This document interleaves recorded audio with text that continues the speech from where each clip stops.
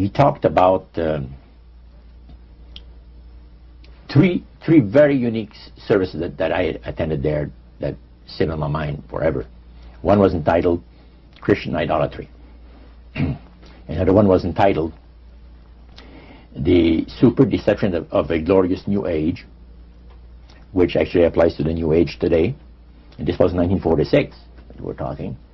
And then the other one was Satan's Great General Council of the 1700s. And I must say the things that I heard there was an eye-opener. First of all, we'll go through the Great General Council. Okay. At the beginning of the 1700s, said the high priest, Satan and all his spirit counselors held a Great General Council with one purpose in mind. It was to prepare for the great industrial age that was soon to break upon the world. And Lucifer also foresaw another age that was to follow that, where tremendous scientific discoveries would be made by people, and we would enter a unique age that would change the way that everybody lives. It would also serve to usher in the end times and the close of the great controversy between the forces of good and evil. And the priest said that Lucifer had been studying the Bible, and he found in Daniel 12:4, where we are told about the time of the end, many shall run to and fro, knowledge shall be increased. He understood it to be that we're getting to that point. And he had, with all the spirit counselors, to change their modes of operation in order, to ensnare people. And to devise a way whereby people would disqualify themselves from being members of Christ's kingdom. And he was just very candid about this. Oh, yeah. Telling you and the rest of the group, 60 or 70 people there, the plans that close to 100 people. Lucifer had revealed to him. And by the time the council came to a close, they had three major policies that were going to be followed. First, they were to see to it that humans would be made to believe that Satan and his angels do not really exist. Because up to that time, you could walk down a street of Paris and you would have signs that would say where you have a soothsayer or a fortune teller of some type, and if you want to put a curse on someone, you could go and see this other old lady over there, the old witch. That's the way it goes. But now it had to change. Lucifer says we have to make sure that people, humans, get to believe that Satan and his angels do not really exist. Roger, that's interesting, because a recent research study report that I read indicated that in a national survey, I believe it's over 75% of people do not really believe in a real tangible devil. But there is one. Oh, yeah. Now, the next thing, the three parts policy that they had adopted there, the second one was to find a way of being able to get total control of people's minds. And that would be done by taking hypnotism out of the realm of the occult and introduce it as a new science for the benefit of mankind. So part of what the high priest told you was Satan's strategy to take total control of people's minds. They felt that by taking hypnotism out of the realm of the occult and introducing it as a new science for the benefit of mankind, they could then use people of great renown, educators, people of capacity, that would do great things, such as supposedly regress people in time to former lives that they had. And of course, after the session is over, the person would not know a thing about ancient history, and the person that she or he has talked about performing, certain deeds, we'll say 3,000 or 4,000 years ago.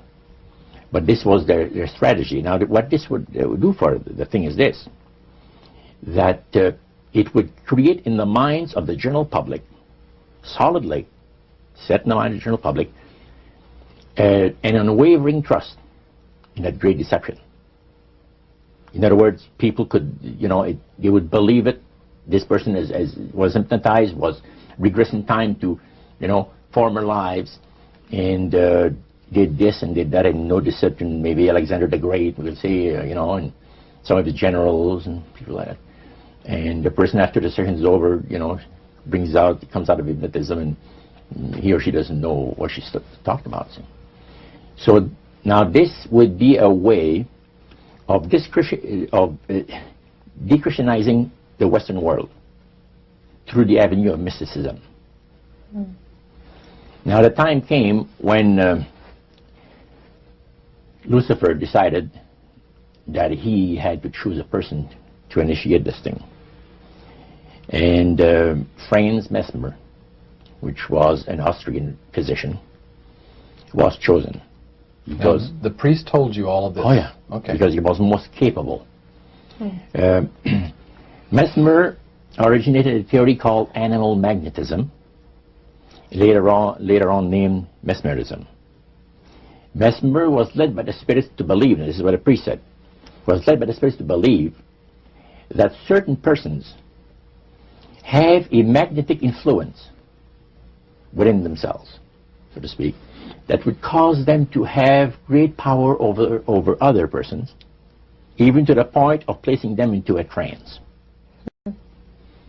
And at that time, that was readily accepted by people in general, at the time that Mesmer lived. So people realized, they said that some people got the capacity to put you into a trance. That's the way. Now, by the time that he died, in 1815, a lot of the physicians in Europe were using hypnotism as a means of anesthesia. Now, hypnotism is the same as mesmerism? That's right. Okay. So mesmerism that's been developed to a higher degree of refinement. And the priest went on saying that the plan of Satan to deceive the human family this way, he says, is the most intriguing thing to his mind. And he went on saying how it was going to be brought about. He said that a fellow by the name of Darwin and another fellow by the name of Thomas Henry Huxley would be used by the spirits because in their childhood they had been hypnotized by medical doctors. And they figured that they would be real good subjects to lead the people into this belief that they had, that Satan wanted to bring into people's lives. Now, what were those 3 points again, Roger? The 3 things were, number 1, that they did not want Satan did not want the human family to think that he or his angels existed. Right. The second point that you made had to do with taking control of people's minds. That's right. The third point was what? Was to destroy the Bible without burning it. Okay. See? And what was his strategy on that? On that, it was very interesting. Because after the Great General Council, it was decided that Satan would tutor Charles Darwin personally in setting up the principles of his theories of evolution. He was tutored by Lucifer himself, fallen Lucifer. And at that time, it was understood, Satan and his spirit counselors understood, that if a person was led to believe in the theory of evolution, it would, in his life, destroy completely the creation week of the Bible, the fall of man, and the plan of redemption. It would do away with it. In one fell swoop. Yeah. Now, he made a unique statement. He said that according to the spirits, anyone that teaches a theory of evolution is considered to be a minister of a great religious system. See, they call it the religious system, the theory of evolution, because it is a system of schooling people and getting them to disqualify themselves and being members of Christ's kingdom. And he said that every teacher of that theory is recognized by the spirits as a person of great value and receives a very special unction from Satan himself, giving great power to induce spiritual blindness, to convince and convert. 3 capacities are given to those teachers of the theory. Then, that's not all. The priest says that Satan considers the teachers of the theory of evolution to be so valuable to him that in the sight of all the inhabitants of the galaxies, he assigns a retinue of bright, beautiful angels to follow that educator all the remainder of his life. And that in the sight of the inhabitants of the galaxies is the greatest honor that he can bestow upon his workers, upon mankind, and to, until the controversy is finished. That was quite enlightening. Now the high priest was talking just sort of like a preacher would talk up front. Was he enthusiastic? Did he seem like he had bought into this and was excited about it? Oh yeah, he believed it 100%, no question about it, everything. Why would he be so excited about spirits trying to deceive human beings? Because obviously out of this council of the 1700s, deception was a major part of the strategy. Why? What he says is deception. It's like politics. You believe in one candidate, the other person believes in the other candidate, and they're fighting to get the position, and it's just a matter of who's going to be the smartest. And with Lucifer, the fallen cherubim, he's very smart. He's going to win, and Christ's going to abdicate the rights of the planet. He's going to resurrect his people, have established his kingdom that lasts for ever and ever. God won't be able to destroy him because it would be against God's, the Creator's nature to destroy Lucifer in the fire. Beside that, he said, spirits now, even spirits, have the capacity now to outlive fire. He says, you don't believe it, go to India or some of those countries where they have firewalkers. And it's done by the power of demon spirits. These people are energized by demon spirits, so they can walk on those hot coals without burning themselves. And this is what the high priest said. And he says, if they want to use fire, they can use it. It's not going to burn anybody.